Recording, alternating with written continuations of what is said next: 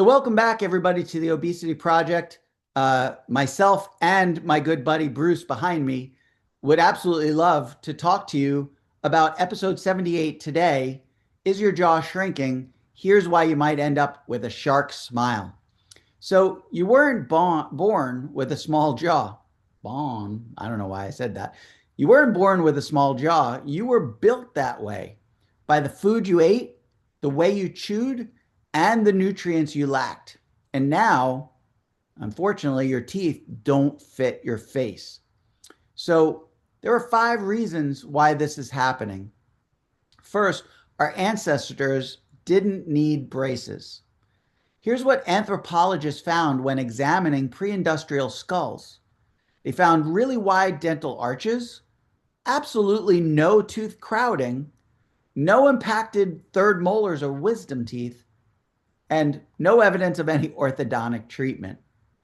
So there was a 2017 review in Progress in Orthodontics that confirmed that malocclusion or bad bites was a virtual non-existent issue in ancient populations eating very traditional diets. So what changed? We stopped chewing. We started sipping, and we fed kids food that melts in their mouth.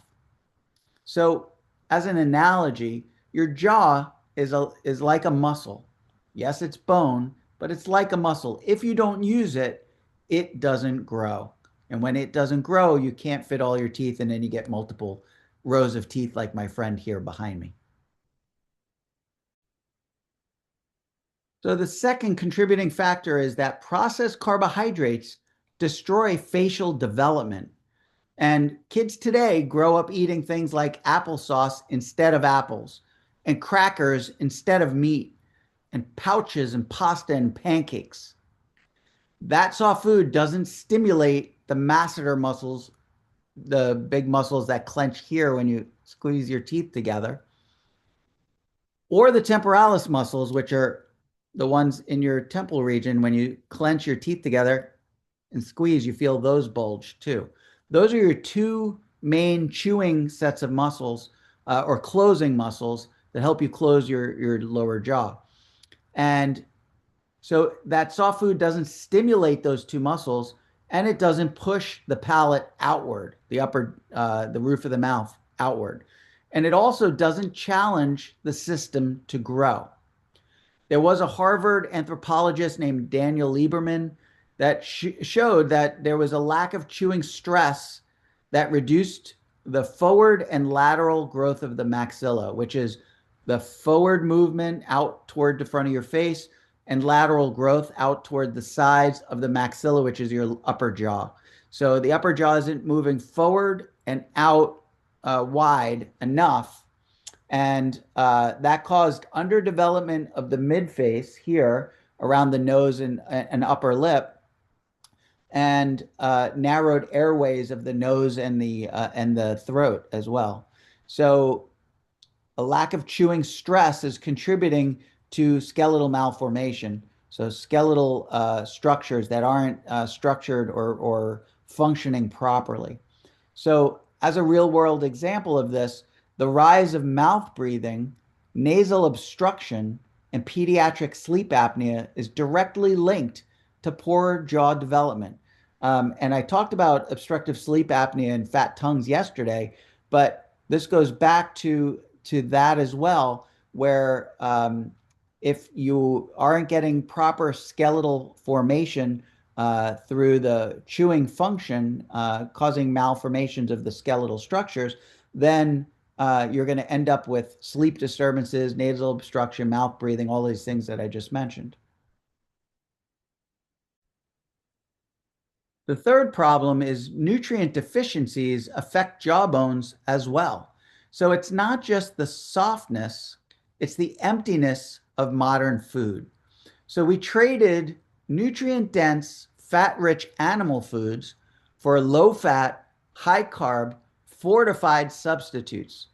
But you cannot build a strong skeleton on cereal and orange juice. And back in the 1930s, there was a gentleman named Weston Price whose classic fieldwork showed that cultures eating ancestral diets had strong wide jaws, low evidence of dental decay, of cavities, and they had room for all 32 teeth, including the four wisdom teeth. So when those same cultures adopted Western diets, what happened?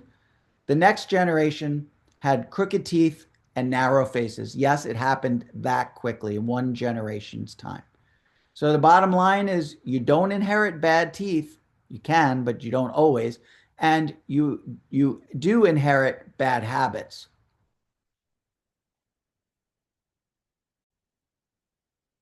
So the fourth thing that I wanted to talk about is why this isn't just a cosmetic problem. It's a medical problem. So a small jaw, not just a cosmetic problem.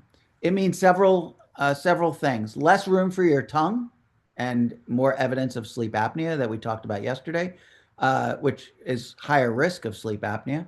Smaller airway volume, so the amount of air that you're passing each time is less, and poor nasal breathing. And nasal breathing is really important to humidify and warm the air going down into your lungs.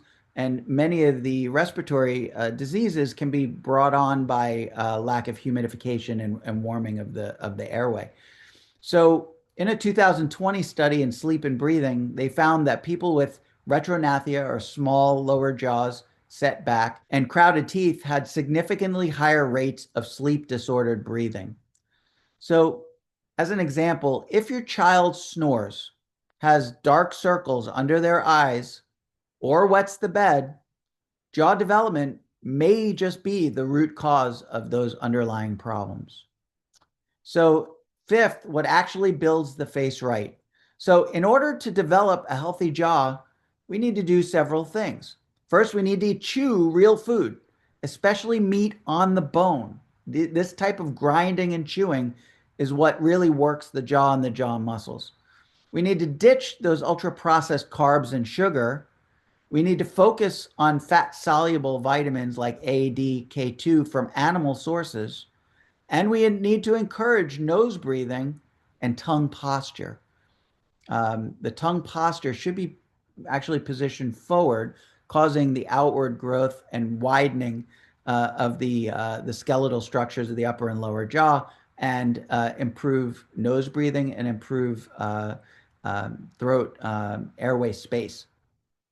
So your diet doesn't just shape your body, it sculpts your face. And that's the main point of this video is we're trying to get you to understand, me, trying to get you to understand that your diet doesn't just shape your body. It doesn't just cause obesity. It doesn't just cause diabetes. It doesn't just cause you to have love handles or a big booty or any of those things. It sculpts your face as well as shaping your body. So this has been episode 78 of the Obesity Project. And we blame genetics, we blame teeth, but the truth is, it's the food. It's the food that we're eating, it's the habits, and of course, it's the signal. And if we want the next generation to breathe, sleep, and grow right, we have to stop feeding them soft, fake food. And don't forget, here on the Obesity Project, we're cutting through the myths and getting to the root. Thank you so much for watching. Make sure to hit that subscribe button. Hey, look, one of the things that I always like to mention, I haven't mentioned up to this point, but I definitely want you guys to be aware of, is most people watching this video not subscribed. So make sure to hit that subscribe button. That does wonders for this social media channel, and will help to get the word out. The more people that watch this, of course, the more the algorithms show these videos to other people. So let's spread the word. Let's get people understanding about obesity, about type 2 diabetes, about insulin resistance, and of course, as an oral and maxillofacial surgeon, how these things actually affect the mouth and the oral structures as well. So again, I really appreciate your attention. I look forward to seeing you in the next video. Take care.